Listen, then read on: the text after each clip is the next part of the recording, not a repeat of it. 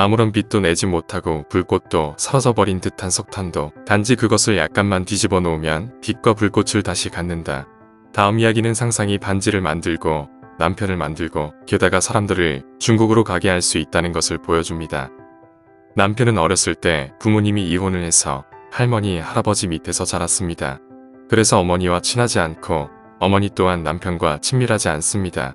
시어머니는 63세이신데 32년을 이혼한 채로 혼자서 보냈기에 외롭고 비참했습니다. 그리고 시어머니와 저의 관계는 제가 남편과 시어머니 사이에 끼어있기 때문에 다소 긴장된 관계라고 말할 수 있습니다. 시어머니는 친구 같은 사람과 다시 결혼을 하는 것이 가장 큰 소원이라고 저에게 털어놓은 적이 있습니다.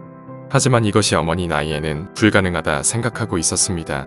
남편은 종종 저에게 어머니가 재혼을 하셔서 우리와 멀리 떨어져 시내를 벗어나 살았으면 좋겠다고 말했습니다. 저도 남편과 같은 생각인데 하나를 덧붙이자면 어머니가 시내가 아닌 중국으로 가시는 것.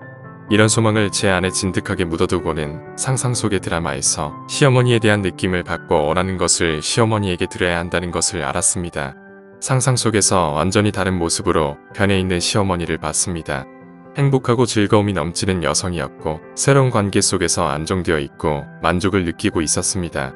머릿속에서 시어머니가 떠오를 때마다 새로운 모습의 시어머니를 보려 했습니다. 3주가 지나고 시어머니가 저희 집에 왔는데 수개월 전에 만났던 친구분과 함께 오셨습니다. 그분은 최근에 홀아비가 되셨고 나이는 시어머니와 같은 데다가 재정적으로 튼튼했습니다. 그리고 자식들과 손자들이 있었습니다.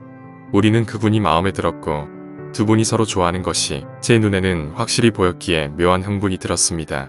하지만 남편은 그런 일은 불가능하다고 말했습니다. 하지만 저는 그렇게 생각하지 않았습니다. 그날부터 시어머니의 얼굴이 떠오를 때면 시어머니가 저에게 왼쪽 손을 내미는 것을 보았고 시어머니 손가락에 끼워진 반지를 보고 감탄하면서 멋지다고 말했습니다.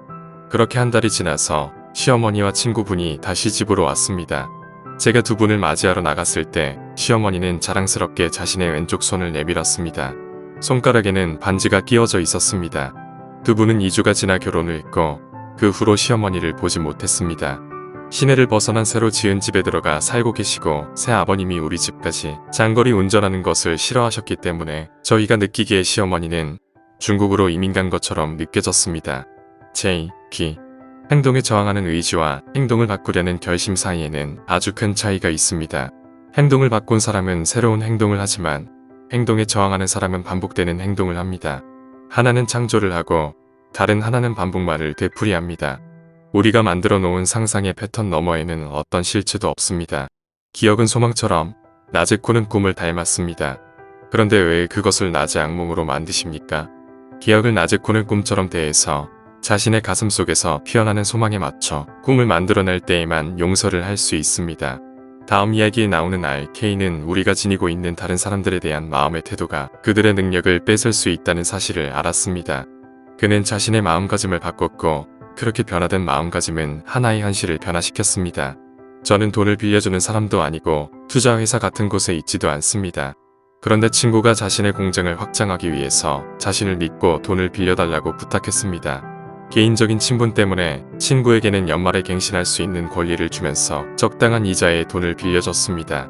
그런데 친구는 이자를 치르는 것을 미룬 채 한 달을 연기해달라고 요청했습니다. 저는 그 요구대로 해주었는데 한 달이 지나고서도 여전히 각서의 내용을 이행하지 않은 채 조금 더 연장해 달라고 부탁했습니다. 아까도 말했듯이 저는 대부업에 종사하는 사람이 아닙니다. 저 역시 빌린 돈이 있어서 20일 안에 친구가 빌린 돈을 다 갚아야만 이 돈을 낼 수 있었습니다. 이제는 제 신용에 심각한 문제가 생겼지만 어쩔 수 없이 기한을 다시 연장하는 것을 받아들였습니다. 못 받은 돈을 받기 위해 쓰는 가장 일반적인 방법은 법적으로 압박하는 것인데 했다면 이미 한참 전에 그렇게 했어야 했습니다. 하지만 저는 그렇게 법적인 방법을 택하는 대신 선생님께서 타인에게서 그들의 능력을 빼앗지 말라는 경고를 기억했습니다. 친구가 돈을 갚을 수 있는 능력을 제가 빼앗고 있다는 것을 깨달았습니다. 3일에 걸쳐 하나의 장면을 상상 속에서 만들었습니다.